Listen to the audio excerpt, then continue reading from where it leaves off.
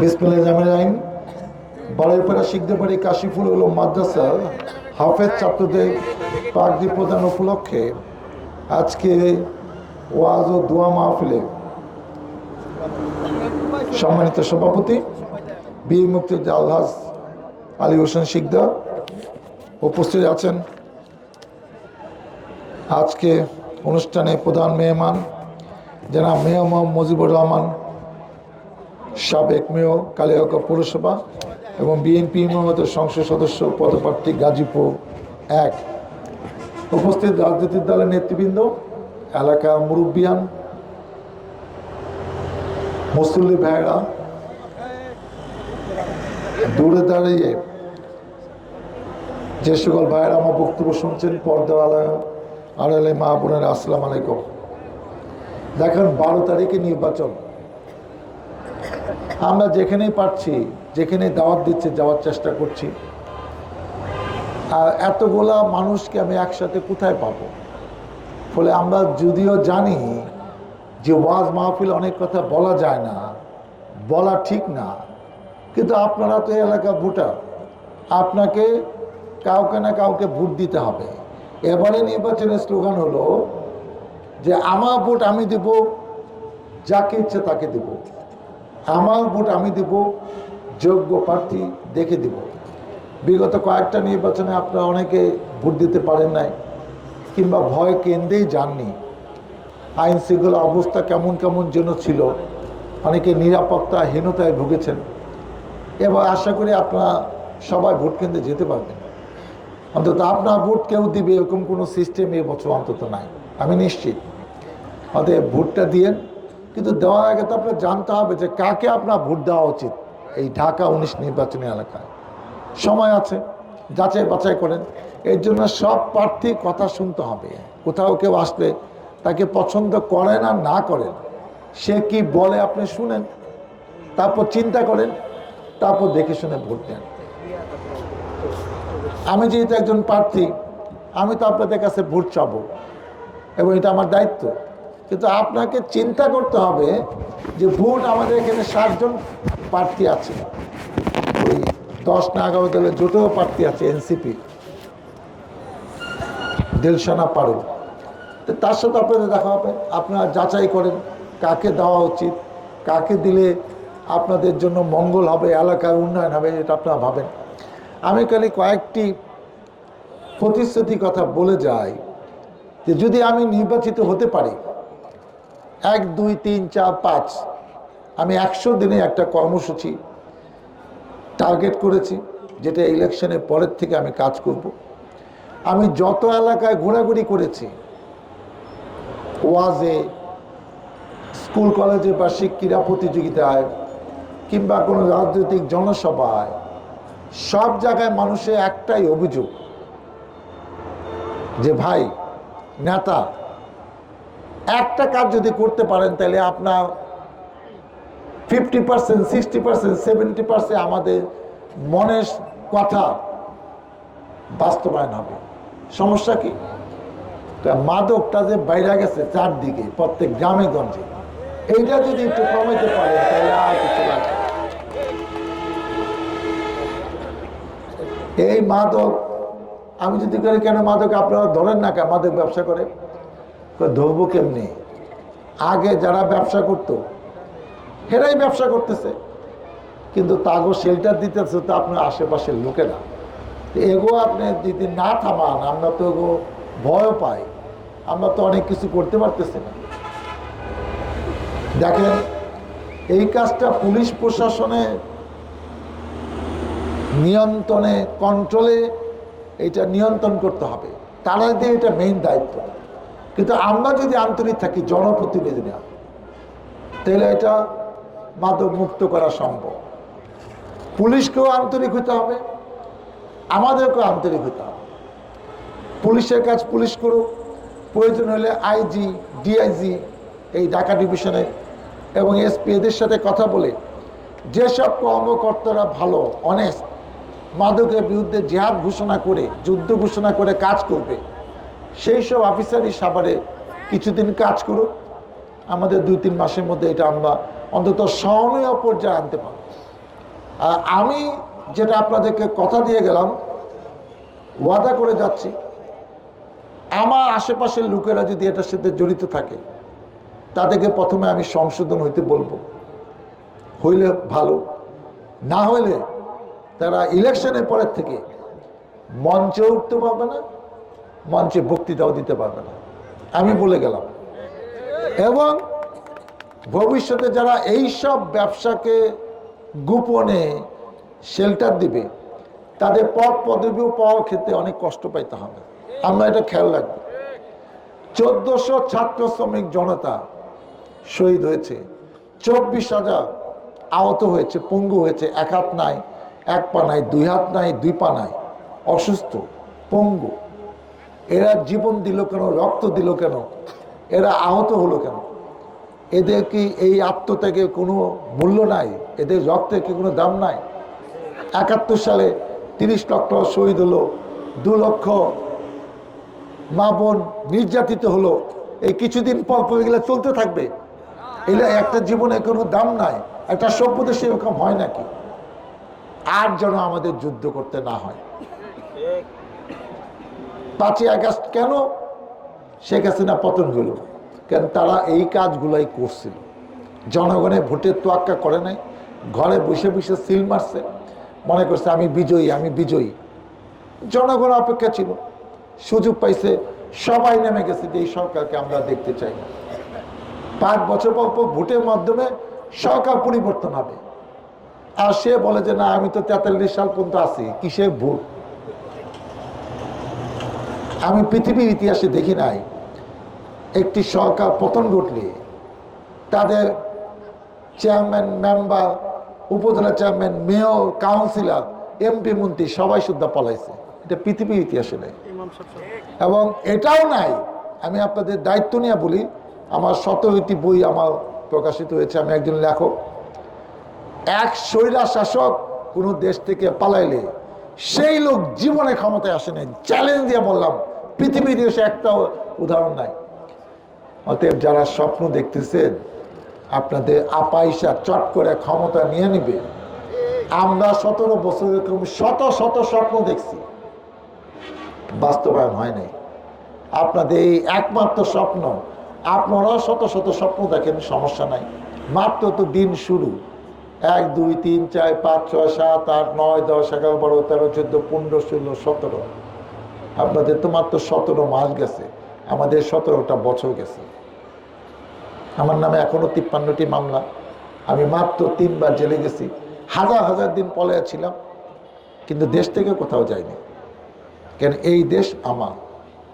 আমি জানতাম যে এক সময় এই স্বৈরা শাসকের পতন হবে, তখন দেশের মানুষ বুঝবে যে না, ভালো মানুষদের সময় হয়েছে, তারা এখন দেশের উন্নয়ন করবে, যারা খারাপ তারা এক লগে সব গেছে গা, এখন আমাদের কষ্ট কম হবে, কিছু খারাপ তো গেছে গা। এখন আমাদের কেউ যদি আবার তাদের মতো ফর্মুলা অ্যাপ্লাই করতে চায়, তাদেরকে থামাইতে হবে।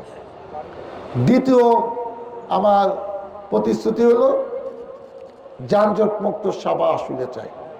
এই যে আপনাদের এখানে যানজট, এই যে বাইপাইলে, এই যে জামগড়া, আশুলিয়া, জিরাবো, এই যে নবীনগর, এই সাভার, বৈলাপুর, হেমায়তপুর, এখানে হয় কি এক এক জায়গায় একজন ট্রাফিক, 2 জন ট্রাফিক, এইসব জায়গায় শত শত গাড়ি, 1 জন 2 জন ট্রাফিক দিয়ে এটা করা যাবে না।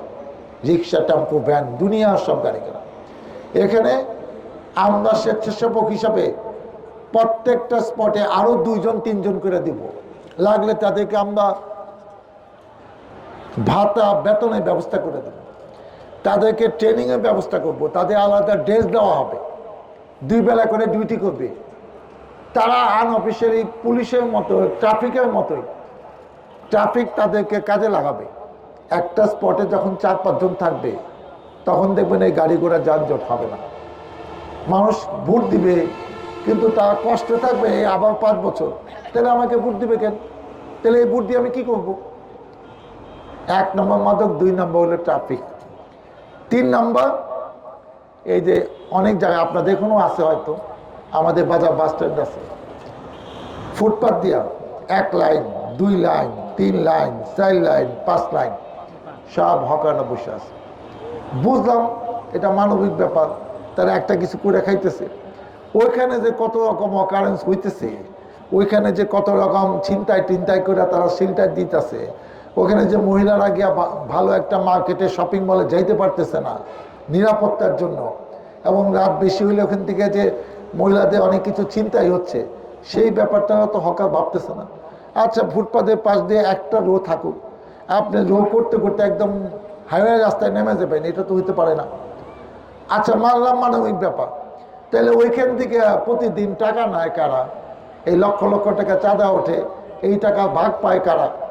তো এইগুলা যদি বন্ধ না করি, তাহলে তো কবো যে এমপি সাহেব ভাগ পাইছে, দেখো তো এমপি সাহেব এগুলা চালাইতেছে, এই দায়িত্ব তো আমি নেবো না। এই দোষ তো বিএনপি গাড়ি যদি ক্ষমতা আসে আমাদের গাড়ি দিবে, আমাদের নেতা কর্মীদের ভাড়ায় লাগবে। তো এরা কি বোকা নাকি? তোদের দোষ হইব, আমার দোষ হইব, দলের দোষ হইব, এটা দরকারটা কি?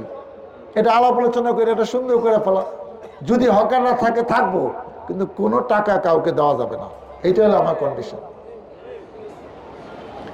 4 নাম্বার, কেউ এসে নতুন বাড়ি বানাইবো আর কইতেইব যে আমাকে টাকা দেয় না 1 লাখ, এটা তো আমরা মানবো না। এগুলো তো আওয়ামী লীগ করছে। তো হে আওয়ামী লীগের বুদ্ধি নিয়ে আমরা চললে তো আমরাও তো 5 আগস্টের মতো পলাইতে হইব। সে বিদেশি দিকে তার কোনো দাম নাই, তার টাকা নিয়ে খেয়ে বলবা। আর এক গ্রুপ পয়সা কয় কি, কয় ভাই আমাকে ইট বালি সিমেন্টের ব্যবসা দেন। আমার একজন ফোন করে কইছে, আমি নাম্বারটা আমরা বলে দিই, আপনাদের আমার নাম্বার বলে দেবো। তা আমি বললাম, আপনি তারা দিলেন কেন? কয় স্যার, না দিয়া কেউ কোন, এটা তো আপনার লোক, আপনাদের আশেপাশের লোক, তাকে কাজ না দিলে তো আমি বাড়িটাই করতে পারব না। যে আচ্ছা দিছেন ভালো, তো আমার কাছে কি বিচার দিবেন? কয়েকটা কথা বলি, আপনি এটা জানলে আপনি এটা সময় মতো ব্যবস্থা নিতে পারবেন। কি করবেন?